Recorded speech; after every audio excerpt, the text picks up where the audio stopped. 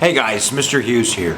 I wanted to take a few minutes to kind of review some of your first court cases for the year without getting too fancy and doing green screen and jumping around like an idiot.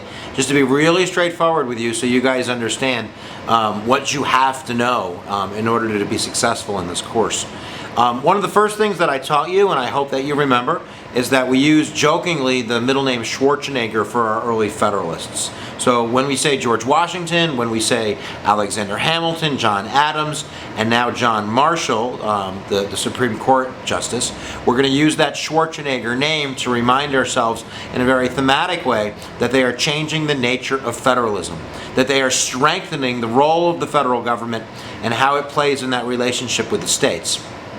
So your first three court decisions that you must know, or you must die trying to know, would be Marbury versus Madison, McCulloch versus Maryland, and Gibbons versus Ogden.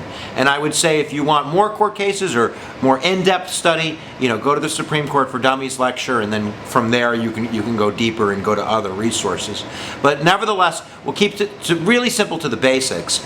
Number one, Marbury versus Madison established judicial review. Say that like 1,000 times. And if you say that 1,000 times, you will get it right 1,000 times. Because the concept is that judicial review is part of the unwritten Constitution. This most powerful, flexible mechanism that we use in our government to change these major things like abortion and death penalty and affirmative action and suspects' rights all spring out of Marbury versus Madison.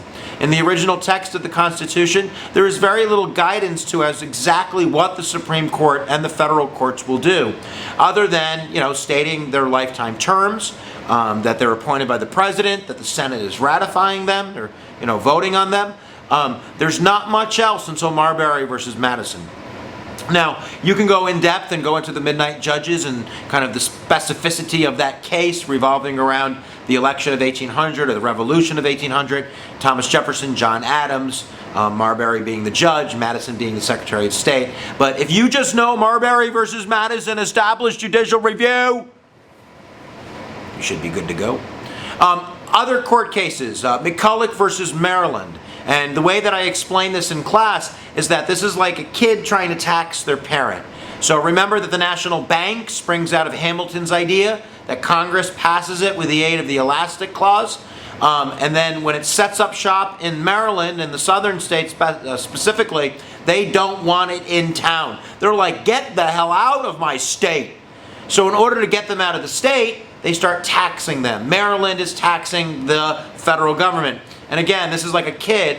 And if you're a kid, I ask you, go home and tell your mom you're taxing her and you're only charging her $100 to allow you to live in her house. And she'll probably laugh really loud at you. And that's what John Marshall does. He's like, ha, ha, ha, ha, ha. You're kidding. Number one, supremacy clause, baby. Who's your daddy? The federal government in this relationship, although it's not like a daddy, it doesn't run everything. When it comes to fundamental ideas like National Bank, Congress, congressional power, you can't tax the federal government. So that would fall under supremacy clause. And number two, he goes necessary and proper, baby. That he's going to basically uphold the constitutionality of the National Bank on the idea that Congress interprets the Elastic Clause. They decide what's necessary and proper to execute their power. And in this case, they believe it's the National Bank. So the National Bank is good. Who's your daddy? And we move on to Gibbons versus Ogden. In Gibbons versus Ogden, we have the same kind of idea of reshaping federalism. That the federal government is going to get more power than the states when it comes to licensing rivers. I'm not going to go into the court case. I mean, there's boats and there's licenses and who runs the road, who runs the river. And at the end of the day, the court is going to decide that the Interstate Commerce Clause gives the federal government a leg up in issuing licensing, but more importantly, basically reformatting that supremacy clause, or what I like to call the Who's Your Daddy clause. So all three of these decisions are steroids for the federal government. They're going to enhance its power, enhance its ability to do its job, to collect revenue, to currency, licensing, and more importantly, that unwritten power of judicial review is going to come back throughout the American history course to reshape public policy in many important ways. So get that down, guys, all right? One more time. Schwarzeneggerism. Marbury versus Madison established. McCulloch versus Maryland is about the National Bank and the Supremacy Clause and the Elastic Clause. And Gibbons versus Ogden, interstate commerce, and who's your daddy? I'm not your daddy. I don't even want to be your daddy.